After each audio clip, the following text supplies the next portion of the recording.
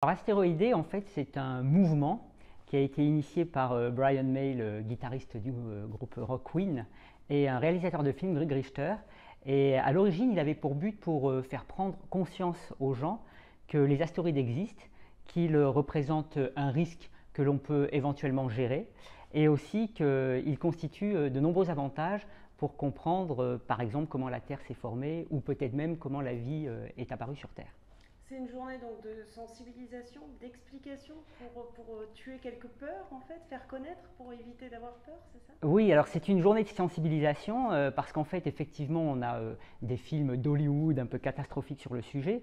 Et il se trouve qu'on a choisi comme journée le 30 juin parce qu'en fait, c'est la date anniversaire d'une explosion qui a eu lieu en 1908 au-dessus de la forêt Tunguska en Sibérie, qui est due en fait à l'arrivée d'un astéroïde dans l'atmosphère terrestre qui a explosé et qui a pulvérisé 2000 km² de forêt.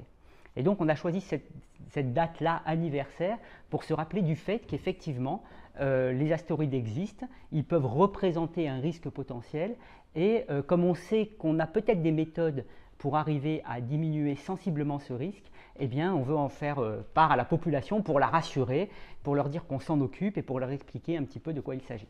Qu'est-ce qu'on sait aujourd'hui justement? Alors les astéroïdes en fait sont les restes des briques qui ont formé les planètes. Ils sont tout petits, la plupart sont entre Mars et Jupiter, donc très loin de nous, dans une ceinture qu'on appelle la ceinture des astéroïdes. Et certains d'entre eux croisent aussi la trajectoire de la Terre.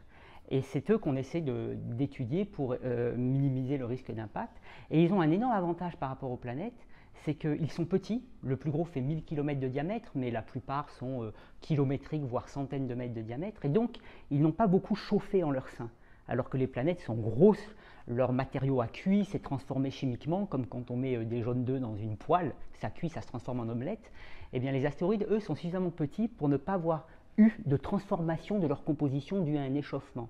Donc, ils ont gardé la mémoire de la composition initiale de la nébuleuse solaire dans laquelle les planètes se sont formées. Donc, si on veut comprendre comment la Terre s'est formée, il faut partir des bons ingrédients. Et c'est en fait les astéroïdes qui nous renseignent sur ces ingrédients. Par ailleurs, certains ont de la matière organique, ce qui nous constitue, et ce qu'on veut vérifier, c'est si leur matière organique est similaire à celle dont on pense qu'elle peut être à l'origine du vivant, parce que quand la Terre s'est formée, elle a subi de nombreux impacts, et ce que l'on pense, c'est que ces astéroïdes ont pu apporter tous les éléments qui ont permis à la vie d'apparaître sur Terre, c'est-à-dire l'eau et la matière organique. Et à Nice, comment on participe, si j'ose dire, comment on est acteur aussi de cette recherche? Alors l'Observatoire de la Côte d'Azur est très fortement impliqué dans la science des astéroïdes sous les deux aspects, même trois. Le premier aspect, c'est évidemment la science, comprendre de quoi sont faits ces astéroïdes. Et pour ça, on est impliqué dans les missions spatiales qui sont actuellement en train d'aller chercher des échantillons d'astéroïdes. Une mission japonaise qui s'appelle Hayabusa 2, qui va arriver dans une semaine, et une mission américaine de la NASA, Osiris-Rex, qui va arriver en août. Et on est aussi fortement impliqué, même au plus haut niveau, dans une mission test de déviation d'astéroïdes.